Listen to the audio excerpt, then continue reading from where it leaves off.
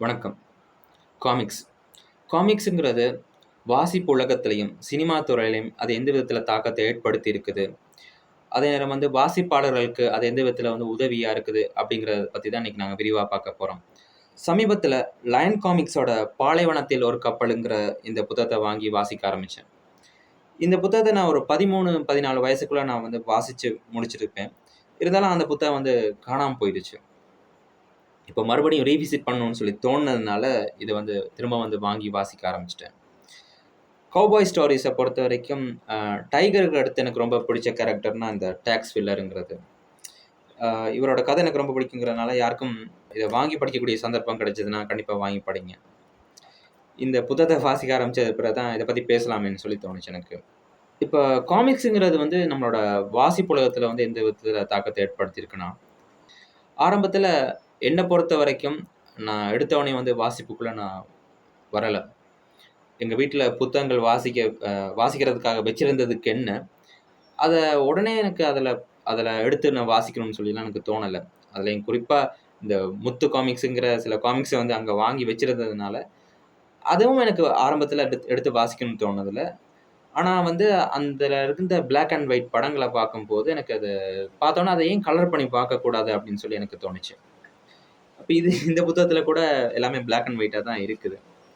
அந்தோட காட்சி அமைப்பு, அத ஒவ்வொரு ஒவ்வொரு வித்தியாசமா அந்த படங்கள் இருக்கிறத பார்த்தோன்னே, அதை நாங்க ஏன் வாசிச்சு பார்க்கக்கூடாது? அப்படின்னு சொல்லி எனக்கு ஒரு தோணுனதுனால நான் வாசிக்க ஆரம்பிச்சேன். அப்படி வாசிக்க ஆரம்பிச்சதுக்கு பிறகு தான் நான் அம்புலி மாமா, கோகுலம், சுட்டி விகடன், அந்த சுட்டி விகடன்ற புத்தகம் எனக்கு இன்னும் வருதான்றது கூட எனக்கு தெரியாது. இருந்தாலும் என்னோட வாசிப்புக்கு பெரிய ஒரு வித்திட்டத்துல சுட்டி விகடன், அம்புலி மாமாவும் ஒரு பங்கு வகிக்குன்னு கூட சொல்லலாம். இப்ப சுட்டி விகடனுக்கு அடுத்து சிறுகதைகள், நாவல்கள் அப்படின்னு சொல்லி நான் வாசிக்க ஆரம்பிச்சேன். ஒவ்வொரு எழுத்தாளர்களா தேடி போய். இந்த காமிக்ஸுங்கிறது தான் எனக்கு எப்பவுமே பிரதானமா நான் வாசிப்பு உலகத்துக்குள்ள பிரவேசிக்கிறதுக்கு காரணமா இருந்துச்சுன்னு கூட சொல்லலாம். இது எப்படி உதவி செய்யுதுன்னு கேட்டா, ஒரு ஆரம்ப கால ஒரு வாசிப்பாளனுக்கு இதோட விஷுவல் ஸ்டோரி டெல்லிங், ஒரு நாவலுக்கும் இதுக்கும் இருக்கிற வித்தியாசம் என்னன்னு சொல்லி பார்த்தா, ஒரு நாவல், ஒரு சிறுகதை இப்படின்றத பொறுத்தவரைக்கும், ஒரு கதாபாத்திர வடிவமைப்பு, சூழலியல் பத்தின விளக்குற விதங்கள், காட்சி அமைப்புகள், இத பத்தி சொல்லும்போது எல்லாராலயுமே அத புரிஞ்சு கொள்றதுக்கு கொஞ்சம் கஷ்டமா இருக்கும். புதுவிதமான வார்த்தைகள் இருக்கும். அப்ப அத பத்தி நாங்கள் அத வாசிச்சு நாங்கள் புரிஞ்சு கொள்றதுக்கு சில நேரம் எங்களுக்கு நிறைய ஒரு வாசிப்பு அனுபவங்கிறது நிறைய புத்தகங்கள் வாசிச்ச அனுபவங்கிறது எங்களுக்கு அது தேவைப்படுது. அப்படி இருந்தா தான் அந்த புத்தகங்கள வாசிச்சு நம்ம புரிஞ்சு கொள்ள முடியும். இந்த காமிக்ஸுங்கிறது ஒரு ஆரம்ப கால வாசிப்பாளனுக்கு அந்த காட்சி அமைப்ப பத்தி புரிஞ்சு கொள்ற சிக்கல்கள் எதார்த்த சிக்கல்கள்ன்றது இங்க குறைவா இருக்குது. இங்கேயும் புது வார்த்தைகள தெரிஞ்சு கொள்ள முடியும். அந்த காட்சிகள இததான் சொல்ல வாராங்க அப்படிங்கிறத புரிஞ்சு கொள்ள முடியும். இங்க ஒரு விஷுவல் லிட்ரசி மூலமா இத சொல்லப்படுது. விஷுவல் லிட்ரசிங்கிறது ஒரு பாலர் வகுப்புலயே எங்களுக்கு ஒரு ஆப்பிள வரைஞ்சு காட்டி, ஒரு மாடு வரைஞ்சு காட்டி, ஒரு மேசை, கதிரை எல்லாத்தையுமே அத வரைஞ்சு காட்டி, அந்த படம் மூலமாக படம் பார்த்து கதை சொல்லுதல் மாரி, ஒரு படம் பார்த்து எங்களுக்கு தான் நாங்க இதுதான் சொல்லப்படுது. ஒவ்வொரு வார்த்தைக்கான அர்த்தத்தையும், அந்த படங்களையும் வச்சு தான் நாங்க புரிஞ்சுக்க ஆரம்பிச்சு, நாங்க ஒவ்வொன்னையும் கத்துக்க ஆரம்பிச்சோம். எங்களுக்குள்ளயும் அது மனசுக்குள்ள அது படிய ஆரம்பிச்சது. அதே தான் இதுவும் செய்யுது. இப்ப இந்த காமிக்ஸ்ங்கிறது ஒரு ஸ்டோரி டெல்லிங், ஒரு விஷுவல் மூலமா ஒரு எழுத்துப்பூர்வமாகவும், சித்திரங்கள் மூலமாகவும் இந்த கதை சொல்லல இங்க ஏற்படுத்தி தருது. ஒரு வாசிப்பாளனுக்கு அந்த நாவல் மூலமாக புரிஞ்சு கொள்ற அத்தன விஷயங்களையுமே இது இங்கேயும் தருது. நான் ஹாரி பாட்டர் படத்த பார்க்கறதுக்கும், ஹாரி பாட்டர் கதைய நான் வாசிக்கிறதுக்குமா இருந்த வித்தியாசம் என்னன்னு கேட்டா, ஹாரி பாட்டர் படத்துக்குள்ள அவங்க எவ்வளவு தூரம் அத திரையில கொண்டு வந்ததுக்கு என்ன, வாசிக்கும்போது என்னோட கற்பனை அந்த படத்துல காண்பித்தத விட இன்னுமே அதிகமா இருந்துச்சுன்னு கூட சொல்லலாம். திரைப்படத்துக்குமே புத்தகத்துக்கும் இருக்கிற வித்தியாசம் அதான். ஏன்னா எங்களோட கற்பனைக்கான எல்லைகள் ரொம்ப விரிவடைஞ்சிருக்கு. அந்த வித்தியாசத்த ஏற்படுத்துது.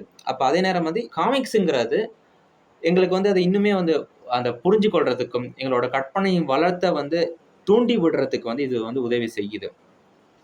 இந்த சித்திரங்கள்ங்கிறது இந்த பெனல் டிரான்சிஷன்னு சொல்லி கூட சொல்லுவாங்க. இந்த பெனல் டிரான்சிஷனுங்கிறது இந்த கதைங்கிறது இப்படித்தான் வடிவமைக்கணும்.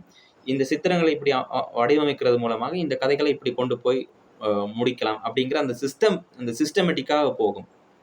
இது எப்படி சினிமா துறையில உதவி செய்யுது அப்படிங்கிறத சொல்லி பார்த்தா, இந்த பெனல் டிரான்சிஷன்ங்கிறது தான் வந்து எங்களுக்கு சினிமா துறையை பொறுத்த வரைக்கும் ஒரு க்ளோஸ் அப் ஷாட்டா இருக்கட்டும், ஒரு வைட் ஆங்கிளா இருக்கிற ஒரு ஷாட்டா இருக்கட்டும், இது எல்லாத்தையுமே வந்து ஒரு ஸ்கிரிப்ட் எழுதுறவருக்கும், ஒரு கதை எழுதுறவருக்கும், ஏன் ஒரு நாவல் எழுதுறவரா இருக்கட்டும், சிறுகதை எழுதுறவரா இருக்கட்டும், சினிமாவுக்கு கதை எழுதுறவங்களா இருக்கட்டும், எல்லாருக்குமே வந்து இந்த காமிக்ஸுங்கிறது ஒரு பெரிய ஒரு உதவியா இருக்கும்.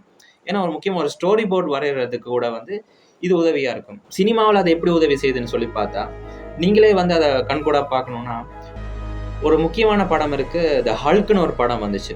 2003 2004 அந்த காலகட்டத்துக்குள்ள வந்த முதலாவது ஹல்க் படம். அந்த ஹல்க் படத்துல வந்து அந்த காமிக்ஸோட தாக்கத்தை ஏற்படுத்தணும்ன்றதுக்காகவே வந்து அவங்க பெனல் டிரான்சிஷனை வந்து ஒவ்வொரு காட்சிக்குள்ளேயும் கொண்டு வந்திருப்பாங்க. ஒரு காட்சி நகர்ந்து கொண்டு போகும்போது அதுக்குள்ள ஒரு சின்னதா ஒரு கட்டம் போட்டு அதுக்குள்ள இன்னொரு காட்சி வார மாதிரியா வந்து ஸ்டோரியை வந்து நகர்த்தி கொண்டு போறதுக்கு ரொம்ப என்கேஜிங்கா வச்சு கொள்றதுக்காக அதை காமிச்சிருப்பாங்க. அதை ஒரு ஒரு காமிக்ஸை வந்து படிக்கிற ஒரு ஒரு உணர்வை வந்து தார மாதிரியே அந்த படம் இருக்கும்.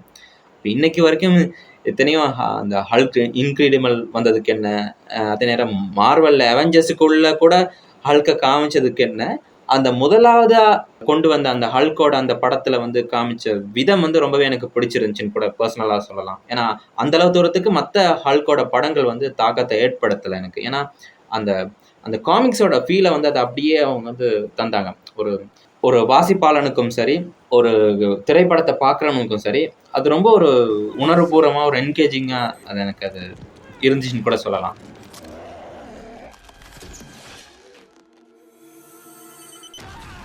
அடுத்து வந்து கலாச்சாரம்.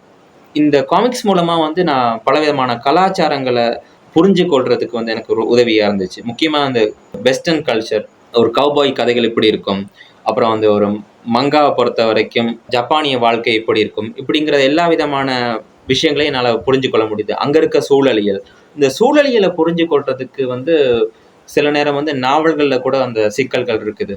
உதாரணத்துக்கு விஷ்ணுபுரம் நாவலை நான் படிச்சுட்டு இருக்கும்போது நான் திரும்ப திரும்ப அந்த நாவலோட காட்சி அமைப்பை வந்து நான் வாசிக்க வேண்டியதாக இருந்துச்சு. அந்த காட்சி அமைப்பு இப்படித்தான் இருக்கும் அப்படிங்கிறத பற்றி நான் புரிஞ்சுக்கிறதுக்கே ரொம்ப நேரம் எடுத்துச்சு எனக்கு. எத்தனையோ புத்தகங்கள் வாசிச்சு இருந்ததுக்கு என்ன, அந்த புத்தகத்தை நான் வாசிக்கும் போது எனக்கு ஒரு சிக்கல் எனக்கு அமைஞ்சிச்சு இந்த காட்சி அமைப்பை நான் புரிஞ்சு கொள்றதுக்கு. இப்போ அப்படி இருக்கும் போது இந்த கல்ச்சரல் சிக்னிஃபிகன்ட்டை பொறுத்த வரைக்கும் வந்து காமிக்ஸுங்கிறது வந்து இந்த சூழலில் இப்படித்தான் இருக்கும், இவங்களோட கலாச்சாரம் இப்படித்தான் இருக்கும், இவங்களோட பழக்க வழக்கங்கள் இப்படித்தான் இருக்கும் அப்படிங்கிறத காட்சிப்படுத்தி பார்க்கறதுக்கு, அதை வந்து புரிஞ்சு கொள்றதுக்கு வந்து இந்த காமிக்ஸுங்கிறது உதவியா இருக்குது. முக்கியமா கதாபாத்திரங்களோட உடல் அமைப்பு, அவங்களோட பாடி லாங்குவேஜ், இதை நாங்கள் எப்படி புரிஞ்சுக்கலாம் அப்படிங்கிறத பற்றி எல்லாமே வந்து அவங்க எப்படி நடந்துப்பாங்க, முகபாவனைகள் எப்படி இருக்கும், இப்படிங்கிறது ஒரு நாவலில் படித்து புரிஞ்சுக்கிறதுக்கும் ஒரு காமிக்ஸில் வந்து காட்சி அமைப்பில் அவங்க காட்டுறதுக்கும் வித்தியாசங்களும் இருக்குது. அதே நேரம் வந்து அவங்க இலகுவாகவும் இருக்குது. இப்படி பல விதத்தில் வாசிப்பு உலகத்திலையும் சினிமா துறையிலையும் இந்த காமிக்ஸுங்கிறது பெரிய தாக்கத்தை ஏற்படுத்திகிட்டே இருக்குது இன்னைக்கு வரைக்கும்.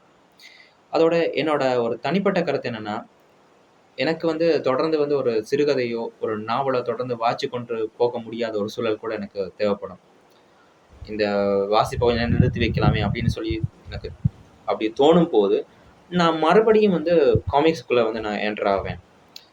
மறுபடியும் வந்து நான் வாசிக்காத காமிக்ஸ் எல்லாம் நான் அடுத்து வாசிக்கப்படும் போது என்னோட வாசிப்போட தேவைங்கிறது அங்கே நிறுத்தப்படாமல் இருக்கிறதுக்கும் அந்த வாசிப்பு தாகம் வந்து நீர்த்து போகாமல் இருக்கிறதுக்கு இந்த காமிக்ஸுங்கிறது பெரிய உதவியை செய்யுது அப்படின்னு கூட நான் சொல்லலாம். இப்போ யாருக்காவது உங்களுக்கு வந்து உங்களுக்கு வாசிக்கணுன்ற ஆர்வம் இருந்தும் நீங்கள் வந்து வாசிக்காமல் இருக்கிறீங்கன்னு சொல்லி சொன்னால், நீங்கள் தாராளமாக இந்த காமிக்ஸுங்கிற ஒரு விஷயத்துல இருந்து நீங்கள் உங்களோட வாசிப்பு பயணத்தை வந்து ஆரம்பிக்கலாங்கிறத நான் சொல்லிக்கிறேன். நன்றி.